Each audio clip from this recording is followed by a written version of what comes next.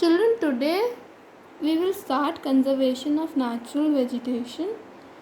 I hope अगर पीछे का कोई डाउट नहीं है, because we had done the natural vegetation.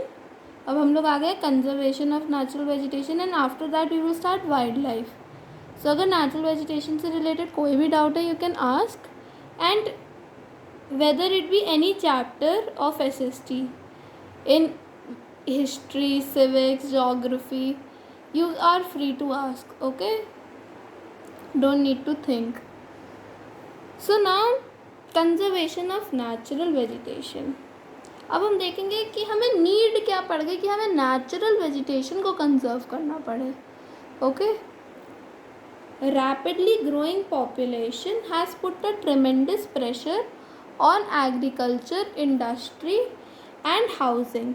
अब ग्रोइंग पॉपुलेशन, आप समझ लो जो पॉपुलेशन ग्रोथ है वो बेसिकली रूट कॉज है हर किसी चीज़ का.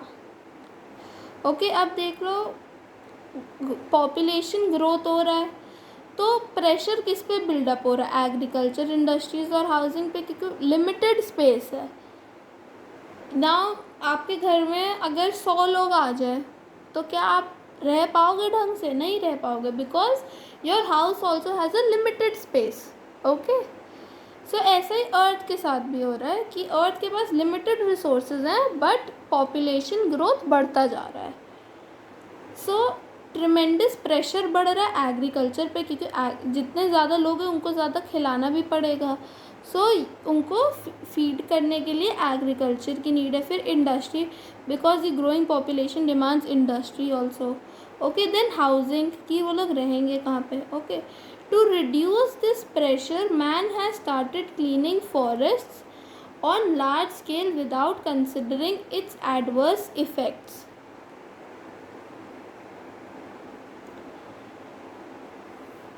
सो अब ये प्रेशर डिक्रीज़ करने के लिए मैन क्या कर रहा है? फॉरेस्ट को क्लियर कर रहा है लार्ज स्केल पे.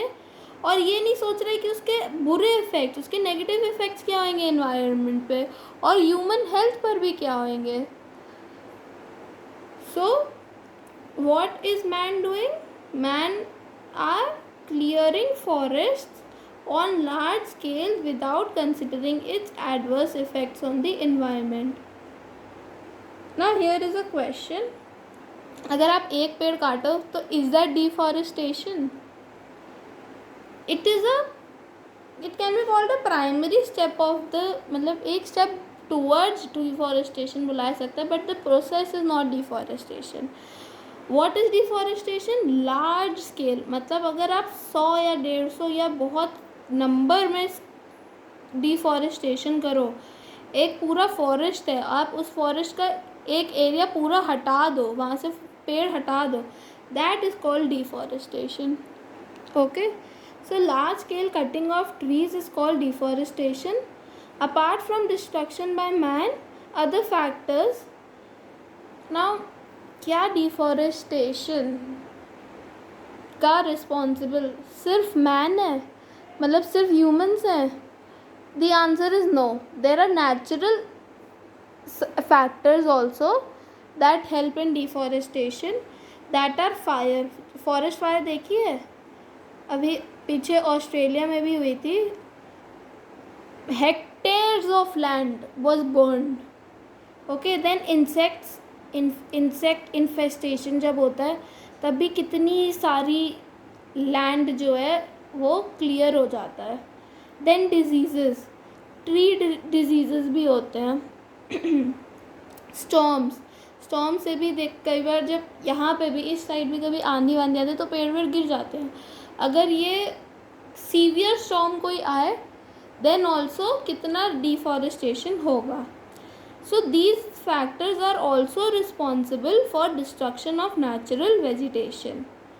The clearance and destruction of natural vegetation specially forest have led to. अब नेगेटिव इम्पैक्ट्स क्या हैं नेचुरल वेजिटेशन के ऊपर जब डिस्ट्रक्शन या क्लियरेंस होती है? The first point, barren hill slopes, मतलब जो हिल स्लोप्स होती हैं उनमें पेड़ वेड़ नहीं होते. अगर, और पेड़ क्या काम करते हैं बेसिकली? पेड़ सॉइल को पकड़े रखते हैं, ठीक है, तो उससे सॉइल इरोजन भी कम होता है। अब अगर हिल स्लोप्स पे, this is a hill slope, यहाँ पे पेड़ वेड़ होएंगे, ओके भैया, यहाँ पे पेड़ हैं, तो यहाँ की जो सॉइल है उसको पकड़े रखे हैं, ओके। बट अगर यहाँ पे सपोज़ ये बैरन साइड है, यहाँ पे कोई पेड़ वेड़ नहीं है, तो जब बारिश होगी, बारिश में क्या होगा, यहाँ की पूरी सॉइल आ जाएगी, पानी के साथ बह जाएगी, तो उससे होगा क्या, उससे ये होगा कि लैंडस्लाइड होंगी, ओके। बट अगर पेड़ होंगे तो सॉइल इतनी इरोड नहीं होगी और लैंडस्लाइड भी कम होगी।